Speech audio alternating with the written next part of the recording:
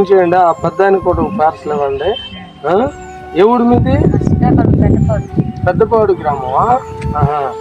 ఇక్కడ ఎన్నాళ్ళు పెట్టి ఉంటుంది? ఇక్కడే ఉంటుందా? అది మేము అంటే 10,000 ఇస్తున్నాం రోడ్డు వైపు నుండి, బయటికి నుండి భోగాపురం వరకు ఇస్తున్నాం. అలాగనమాట.